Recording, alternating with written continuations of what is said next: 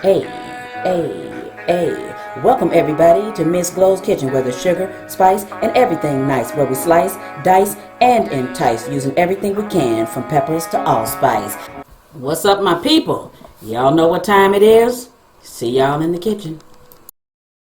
Refreshing pineapple salsa is on our menu today, and here's what we need to make it.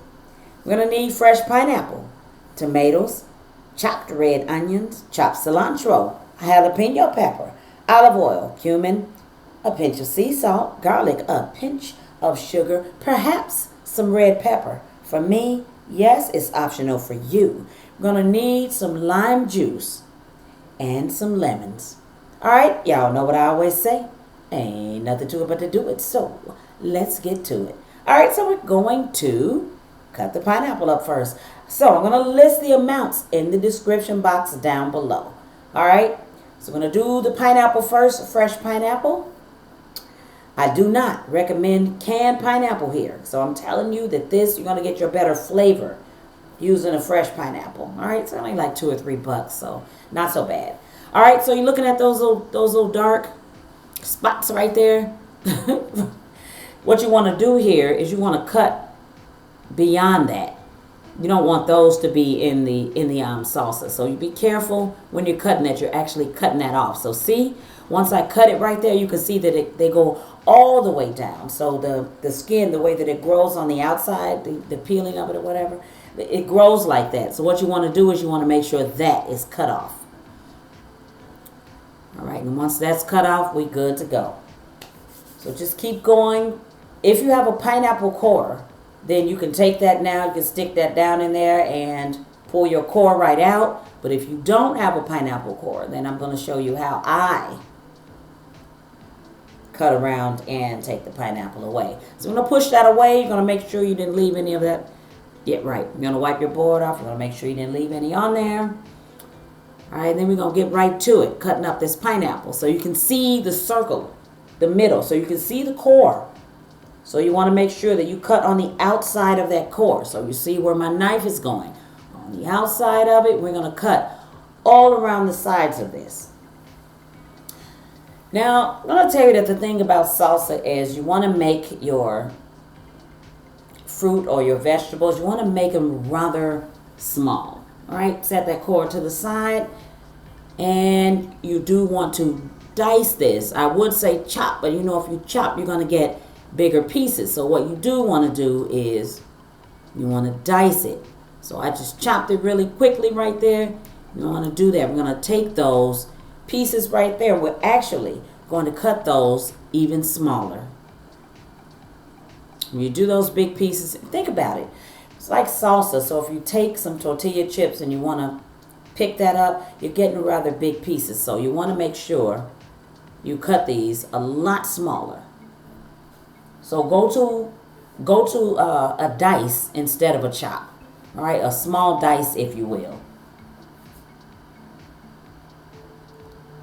So, all right, we're going to do these. We're going to cut these all small, and then we're going to come back and do the next thing.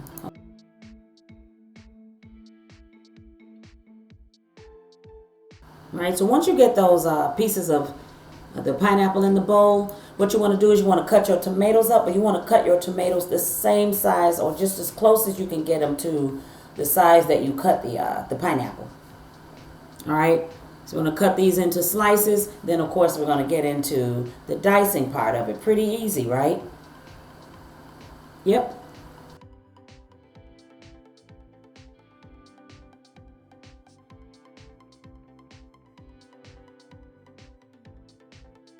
All right, give this a little stir. What I want to tell you is this salsa is great. If you got like a spicy jerk chicken or a spicy type taco, this is great for that. It's got a little bit of heat, but yet it's sweet.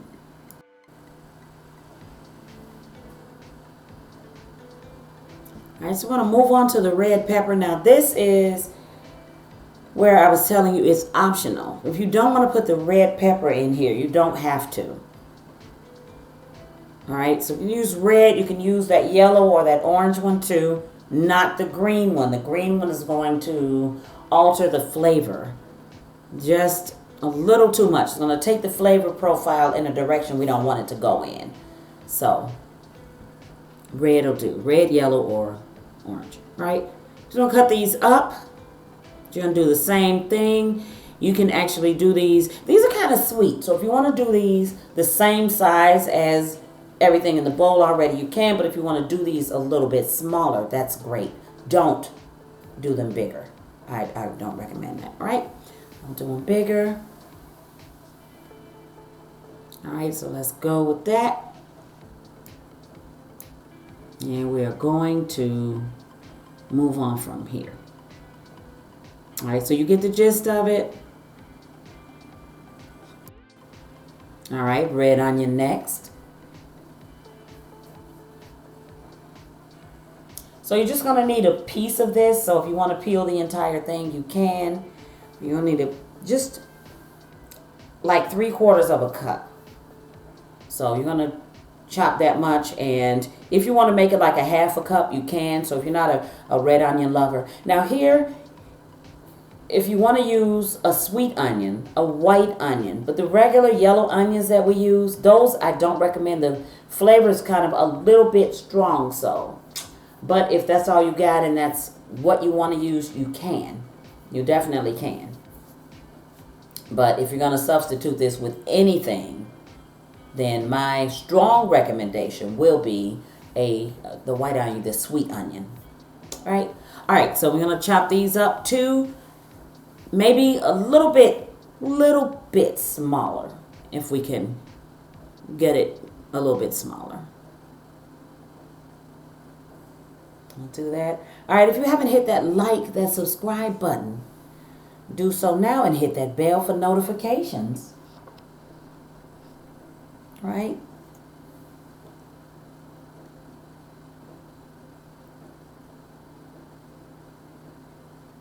All right, these are not hard at all.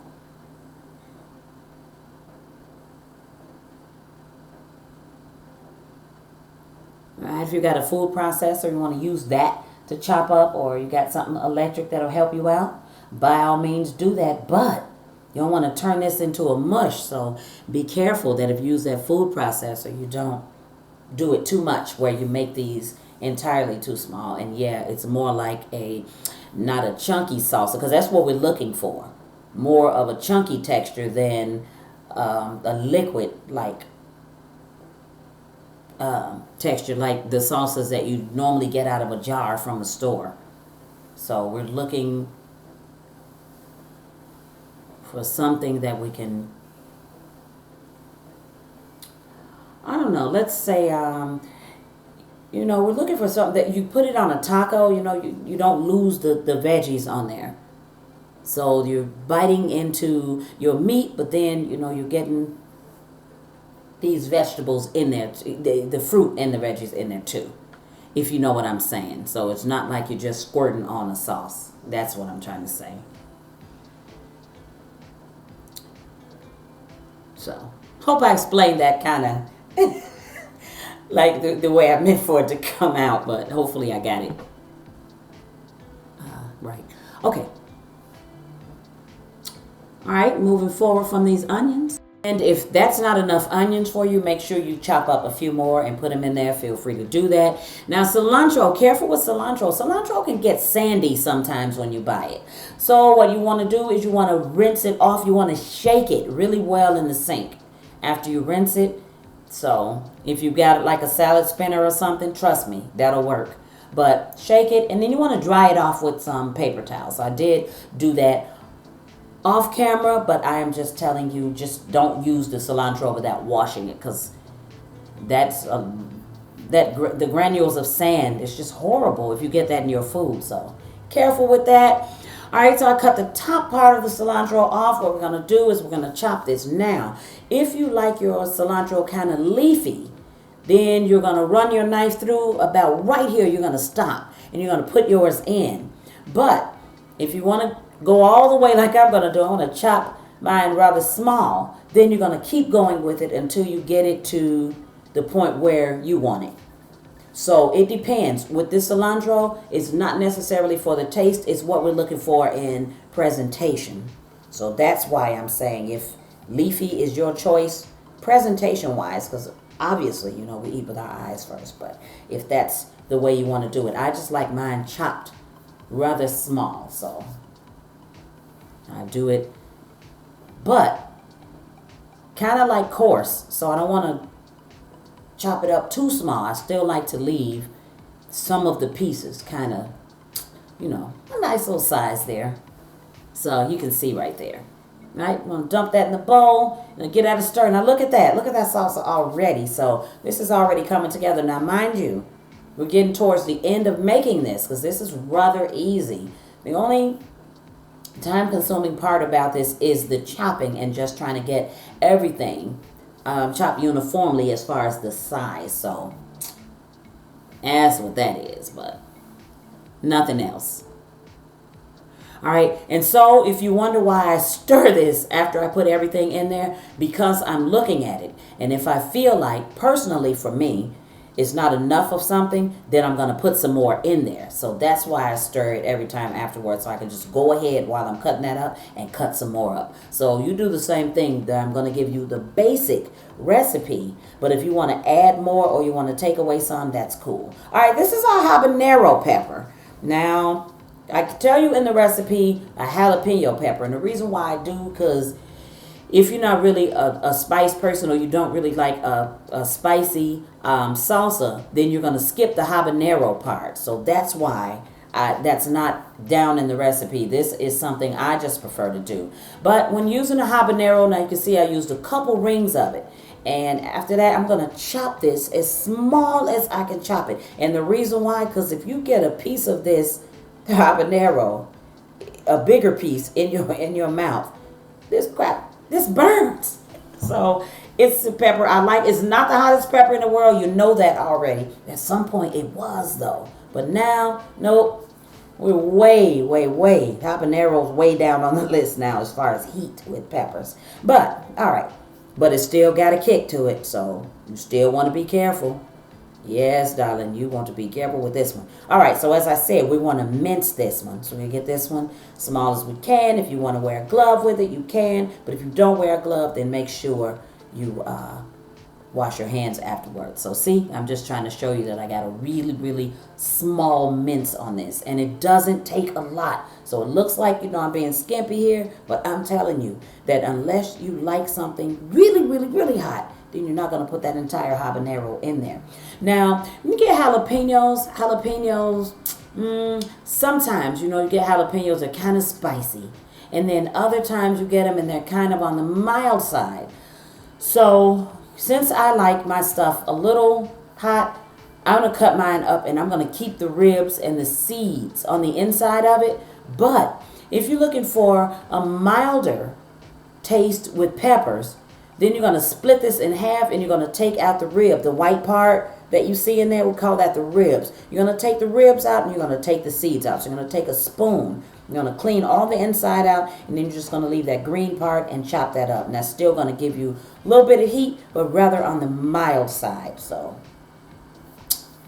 just saying, 'cause you want to make your salsa too hot if that's not what you like. And then you don't want to make it too hot if you're going to put this on like a jerk taco, especially if you're going to use a hot jerk seasoning, because man, that can really get hot. So this is kind of refreshing on a spicy taco. So you're going to do spicy chicken tacos, something like that. Then, of course, you're going to lay off the peppers just a little bit. But to me, you know, when you put it on something like that, the sweet and the heat will do it.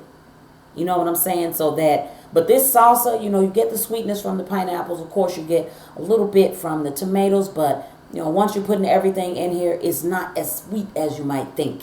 But it'll give you, you know, that element on there. So it'll give you some coolness if you got a really spicy meat on there. You understand what I'm saying? All right, so you want to roll out your citrus. So you want to give it a little hard roll on your countertop, your table, whatever you're working on. Give it a hard roll. Now what this is going to do is going to soften it. And so it's going to release those juices on the inside so we get as much juice out of our citrus as we can. All right? So I got a little juicer over there, a little squeezer. But if you got, you know, something else that you use to get your juice out, then by all means use what you have here. So I don't know exactly how many I'm going to use. So, I recommend, in the beginning that you get a couple. Get yourself one lemon, get yourself a couple limes, start off with that. But you're going to taste as you go along. And just remember, this is going to marinate. The flavors are going to marry once you put this off to the side or you put it in the refrigerator. So you don't want to put too much of anything, because with this citrus, you can always add some later. So that's what I'm going to tell you. Now, to get more flavor from our citrus here, I'm going to use some of the zest. So I'm going to tell you to use, if you want a measurement here, then let me just say you're going to use about a teaspoon of the zest in there. All right, half teaspoon, teaspoon. So you can start off with a half and then you can add more. It just depends. So you can use the zest of the lime and the zest of the lemon. Now, careful that you don't zest it too much down to the white, the pith part of it, because that's where it can start getting a little bitter for you. So you want to be careful that you take just the top of that lemon or that lime off. Yep. And so here's another tip. If you want to take the zest of an orange and you want to use that in here, that'll bump up the flavor, a little bit more too. So just a tip. If you want to do that, you can. It'll give you a little more of a citrusy flavor in here besides the lemon and the lime. All right.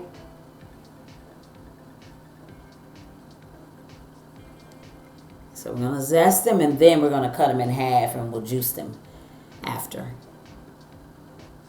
All right, so don't cut them in half before you take the zest off it, because that's going to make it a little bit harder. You can, and if you already have done that, it's not like you can't take the zest off it, but it just makes it a little bit harder, because here, if you've got the whole thing to hold and, rub it over that, the grater to get the zest off there, then it's a little bit easier, but, well,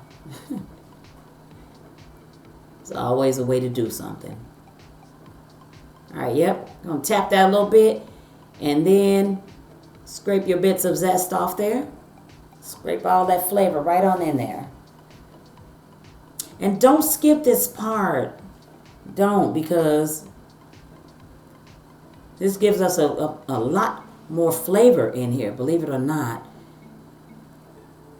So it helps the juice, the citrus. So it helps it to bump up that flavor of that citrus on here for us. So it gives us not a flavor that's too strong though. So, we like to go up a couple notches with it. Make sure we get all the flavor in here that we can.